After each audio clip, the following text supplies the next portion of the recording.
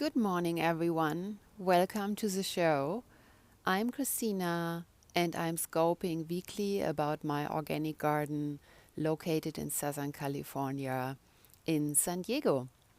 So, today, this morning, actually, I'm very happy to be back in my garden.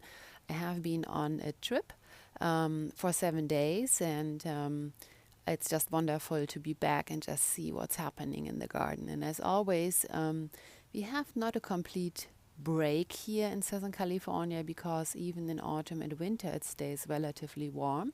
So there are always some surprises to discover. And what you're seeing right now here, I think, is one of the most beautiful roses in bloom right now. This is Stephen's Big Purple, and you see it has a perfect, I wouldn't call it a purple bloom. I think it's a little bit of a cerise colored bloom, but it's definitely absolutely gorgeous. So this show will be about roses that are blooming right now in my garden, and I also will give you a tour through my backyard.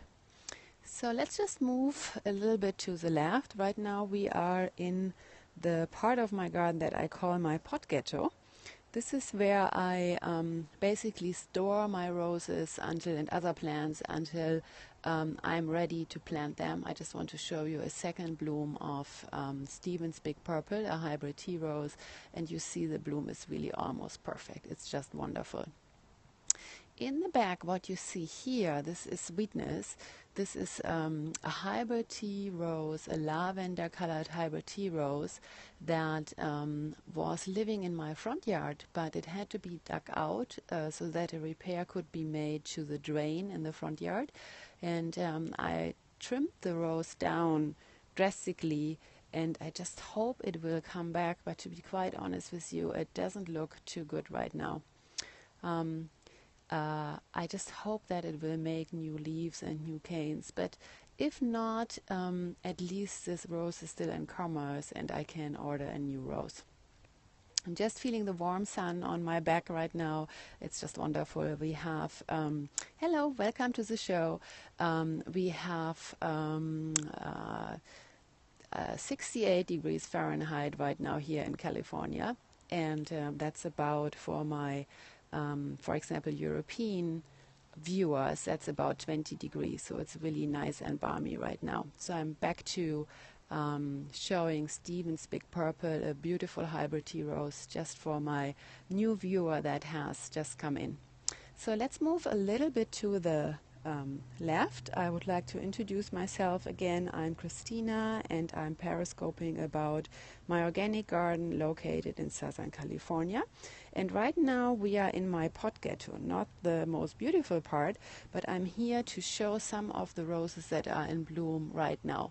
And the rose that you are seeing here is called Snowbird. That's a relatively old hybrid tea rose, and as you see, there is a bee visiting the rose as well. So a little detour, but I'm on my way to show you one rose that is so beautiful right now, and that is also a pretty rare rose, and here it comes into view. Isn't that gorgeous? This is Rhodologue Jules Gravereux. I hope I pronounced that right. This is a tea rose, so not a hybrid tea rose, a tea rose. This is a very old rose, and I think this is just pure and plain elegance. It's just such a beautiful rose. And we are so lucky here in Southern California, in San Diego, where my garden is located. This rose will bloom through the winter if fertilized. I just again go a little bit over to the right, and here's another cluster of this rose. And you see the coloration is just so subtle. Let me just hold the rose still. A little bit of wind is coming up. The coloration is very, very subtle. The blooms have a very elegant, old-fashioned form.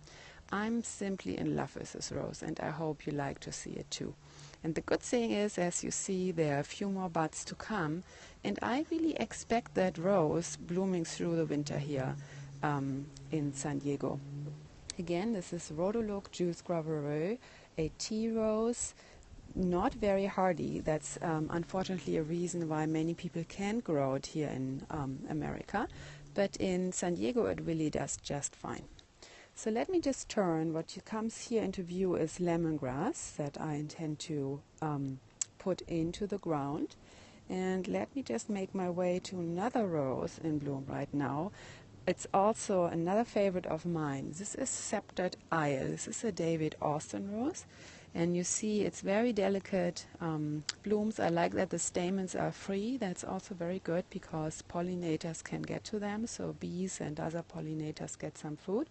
And if you look a little bit over here, you see it makes another cluster of blooms. And again, if I move backwards in the front, here is also another one. So a lot to look forward to. This is Scepter'd Isle. So let's just move on, and this is really catching my eye right now. This is a chartreuse colored coleus. I think the name of the variety is Wasabi, and has done so well for me.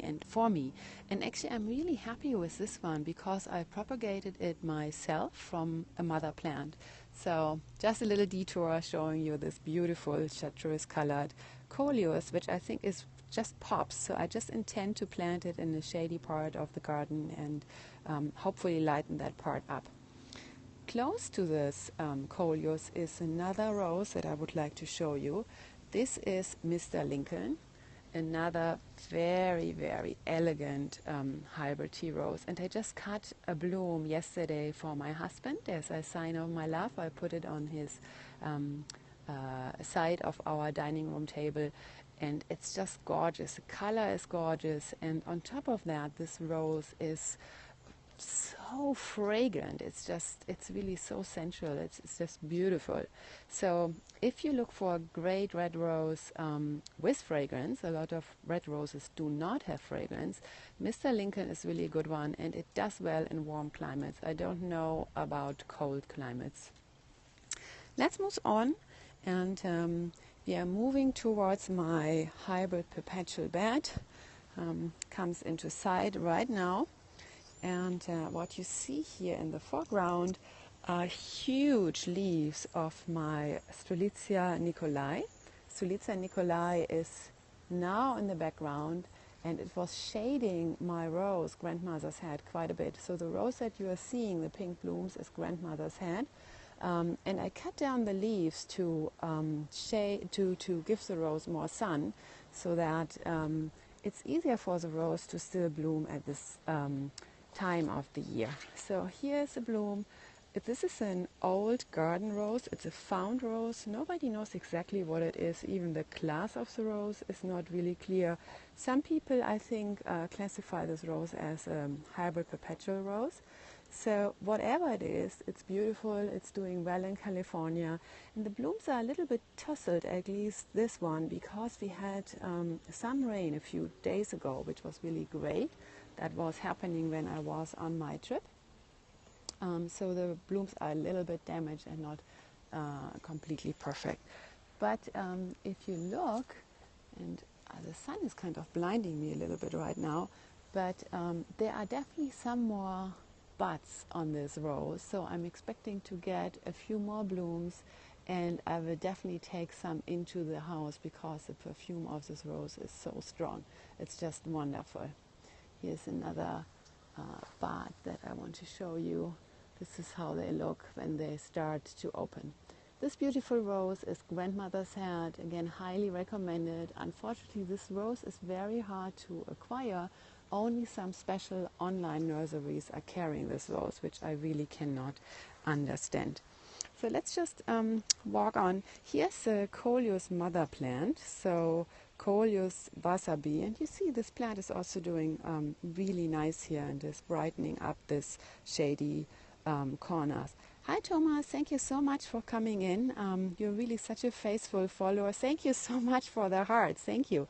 So let's get back to what I was talking about. Again, this is Coleus Wasabi, a chartreuse colored coleus, and it's easy to propagate. I just showed earlier a plant that I propagated from this mother plant. So let's move on. What you see here is kind of a decorative terracotta ball that I acquired at a antique store. I don't think it's antique at all, but you see it has a nice ornate pattern, and it also helps to brighten up this part of the garden, which is a little bit shady and in the moment a little bit boring because nothing is blooming there right now. Oops. Oh, what do we see here? Let me just fix that. That's also just a decorative element in my garden that should be like this. I'll just show it to you. So it's kind of a dish that is mounted on a copper stick, glued to a candlestick, and it just brings a little bit whimsy to the garden. I think my dog knocked it down. It happens, but thanks God it didn't break. So let's just move on. We are approaching my bed of acidic loving plants. So this is a hydrangea, and it's blooming right now. I'm pretty surprised. I think the rain really helped it to bloom. Oh my God, I'm having some trouble here. I think I accidentally was hiding my chat. So yeah, I think I'm good again. I'm sorry. I'm still learning to operate Periscope, and each time something goes wrong. So anyway, so this is a blooming hydrangea, which is unusual this year. If you look a little bit at the whole plant, that's not really something to write home about. And I think our drought really is kind of doing this plant in a little bit. So we have very severe water restrictions. And as you can see, it's not in the best shape. Nonetheless, it was producing this bloom when we had some rain in the last couple of days. Let's move on. The next plant that I'm showing to you, again, here's another huge leaf of the Strelitzia nicolai, which need to be pruned. So the plant that I want to show you is a camellia, and the exciting thing is that it has set buds. And what I really need to do is to fertilize this plant with fertilizer for acidic loving plants so that these buds develop properly, and then I hopefully will get very, very nice, white, gorgeous camellia blooms. You're just seeing now, comes in view, this is a gardenia. It's normal that is getting yellow leaves at this part of the year. And then here is another camellia. This is also a white camellia. The variety is called Nucleus Gem. And as you can see, it also has set buds. That will take quite a while for these buds to develop. I probably will have blooms in February if everything goes well. And I certainly hope for a strong El Nino that will bring us tons and lots of winter rain. Here's my second hydrangea. It's really a poor thing to look at. At this point, I don't know the name of the variety. Just show you, how much the hydrangeas have been suffering by the drought. And you see, by these through these few days of rain that we had, it really starts to make new leaves. It's really kind of sad to see this, how strongly the plant is suffering through the changed weather conditions. Anyway, let's turn to something more pleasing. So what comes inside now is another tea rose.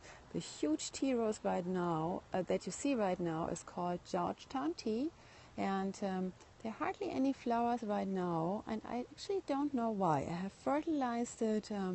I just hope that it will bloom in the winter again. This is another tea rose that can bloom through the winter, and now I think you're discovering them too. You see there is a bud that's coming into bloom, and there's another one a little bit deeper in the plant. So there will be some open flowers soon. And as you can see here, for example, these red leaves, this is new foliage, so the tea rose is actively growing. So I just have to, I think, be patient and wait a little bit. So if I step back, the huge rose in the background is actually Madame Alfred Carrière. No blooms in the moment, but this rose is the only rose that I still will fertilize this winter. The roses in the ground, I fertilize some roses in pots, but the other ones I stop fertilizing now so that they can come to rest a little bit and then get ready to restart for spring. Interestingly, here on the ground, you see these huge pieces of palm. They just came down when we had the rain, and they are, if you look at the palms from far away, they don't look so big.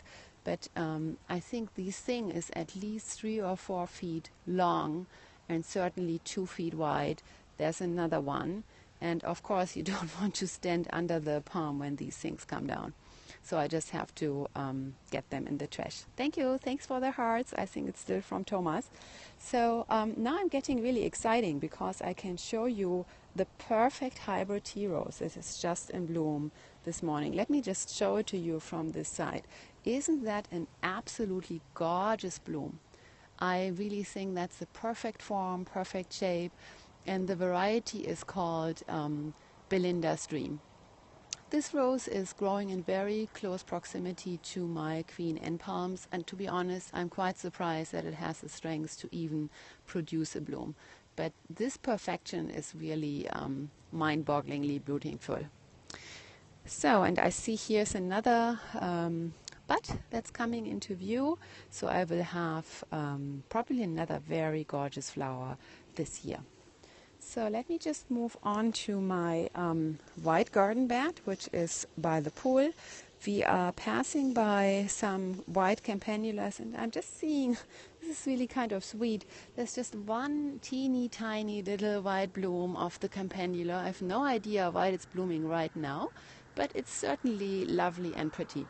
And actually I'm happy with this campanula because, as you see, it has made a big patch here. It has become a ground cover, which I actually wanted it to be. And I'm glad that's spreading like this, because it's really hard with our drought and again the water restrictions to establish ground covers, and this seems to like it. Here's another one, which is actually is also a campanula, a white flowering campanula, which also has made a nice ground cover. So we are passing by the rose Pierre de Ronsard. This is really a huge rose. As I said, I just came back from a trip of 7 days, so I have to deadhead a little bit. But it looks healthy and obviously enjoys the sun. And here are also a few blooms. One is a little bit over, but you see there's a nice bud, and here's another one just developing. And there are more blooms in the bush. I mean, the bush is really humongous. So moving on, we don't have such a drastic change of seasons like the Indian summer that you have in other parts of the USA. But here, for example, you see this is my agapanthus, and it becomes pretty yellow. It really looks autumnish. So that's kind of autumn in my garden. We are moving on to the right, and we are passing Pope John Paul II, a beautiful, very healthy hybrid tea rose, and I'm happy that there's one bloom open. Let me just hold it for you. Let me get out of the sun. You see, these roses are really perfection, and last year I was so lucky I got white roses for Christmas from this rose. And actually chances are good that maybe this will happen this year again. You see how many buds it is still producing. Here are a few more, and it's still growing vigorously, and I think again it has enjoyed the 2 days where we had rain. My husband told me when I was gone on my trip. Moving on, here this sad looking thing is one of the last Amaryllis belladonna.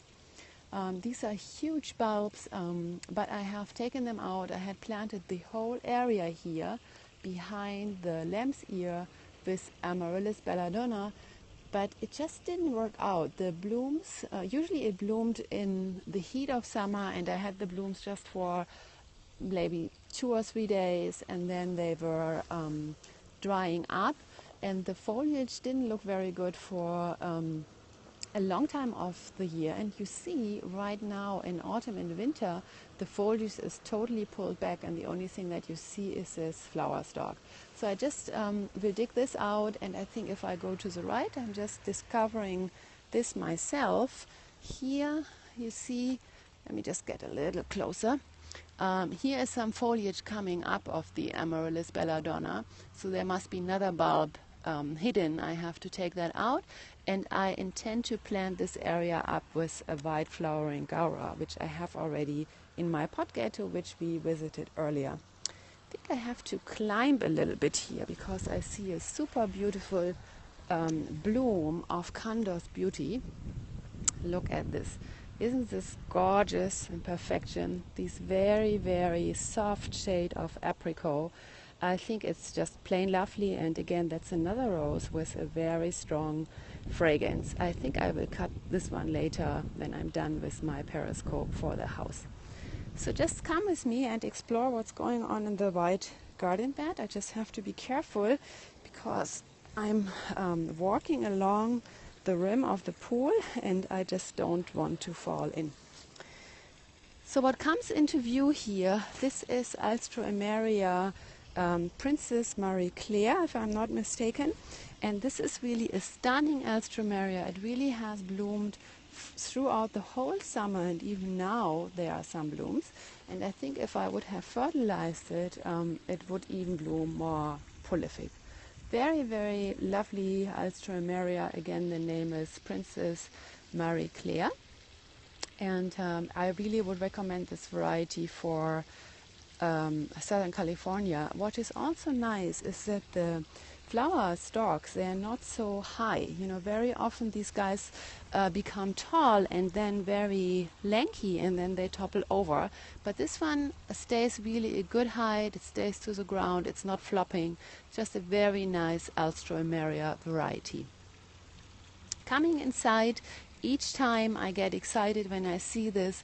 This is another ground cover that really does exceptionally well in my area. This is the Honda Sericea, and I don't know if you can see this, but the leaves, they really look like metal. They have a strong metal sheen on them.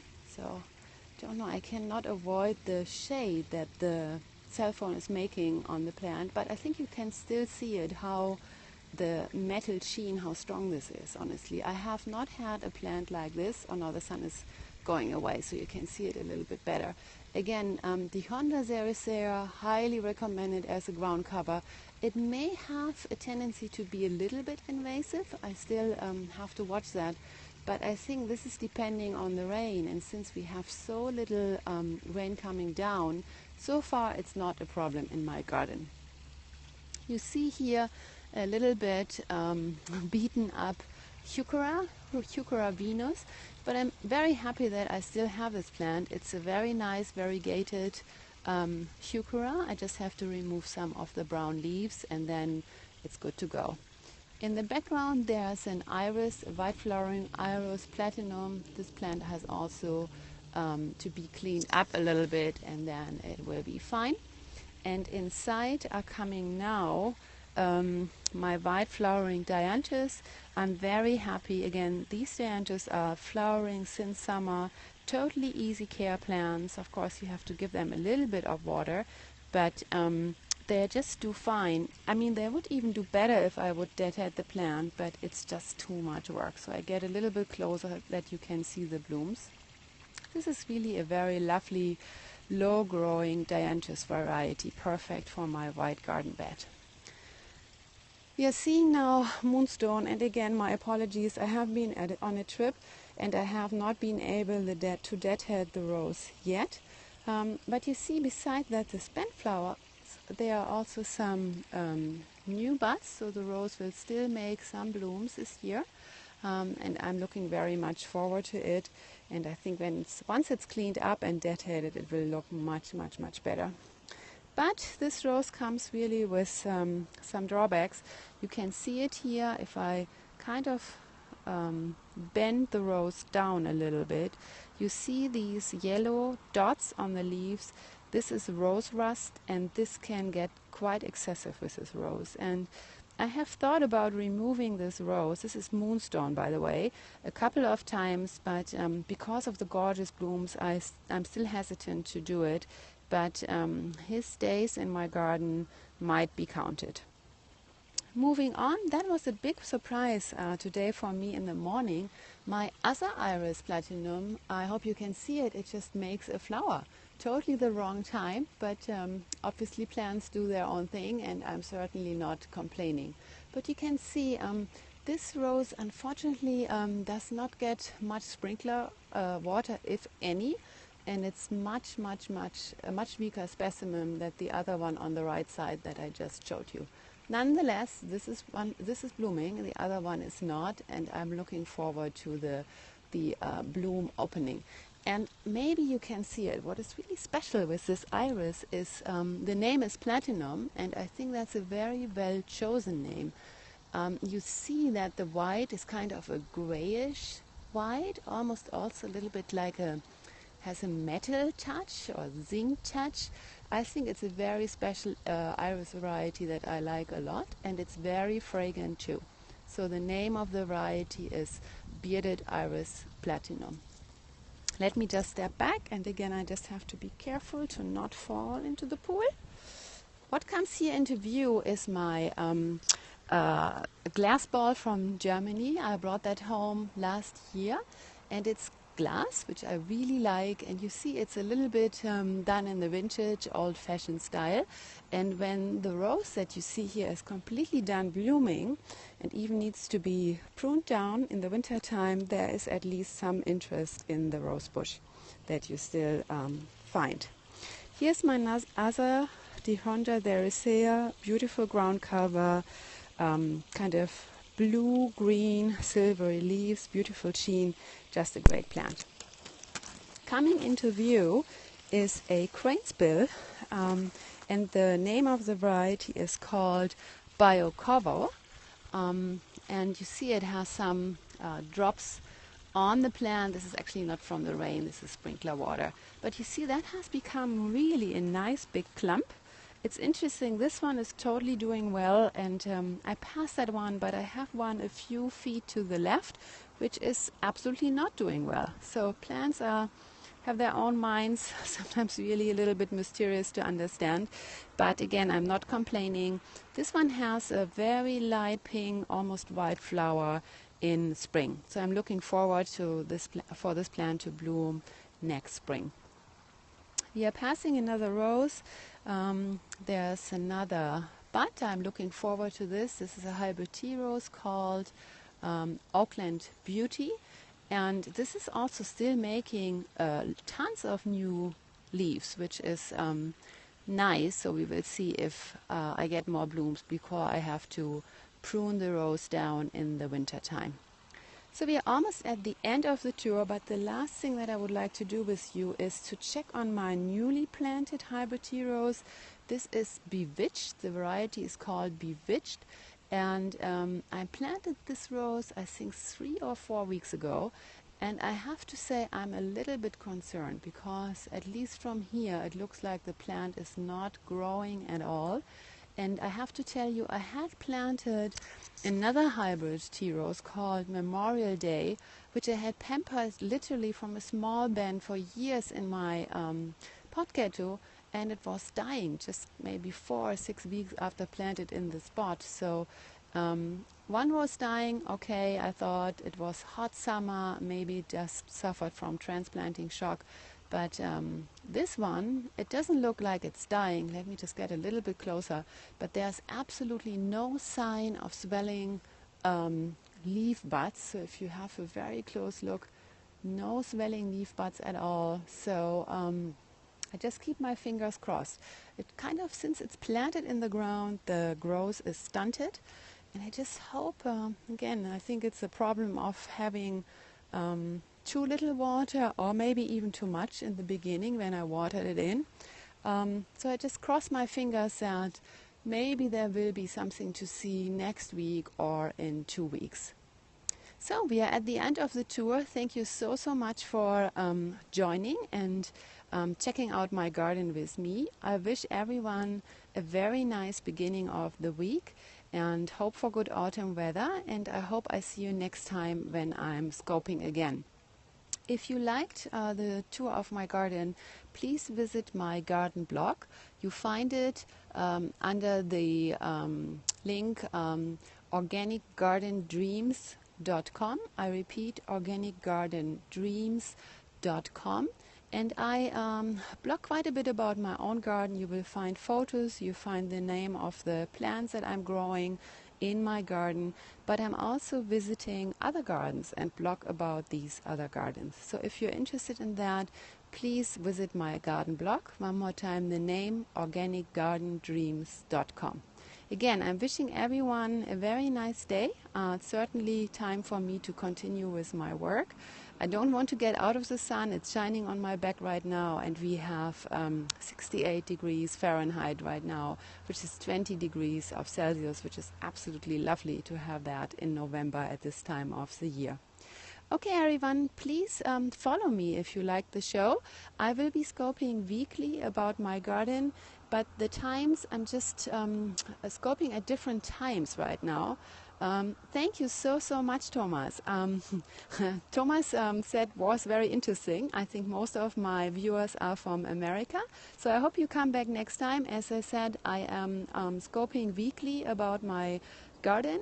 Just follow me so that you get a little bit of a hint when I'm going live again, and I hope I see everyone next time again. Bye!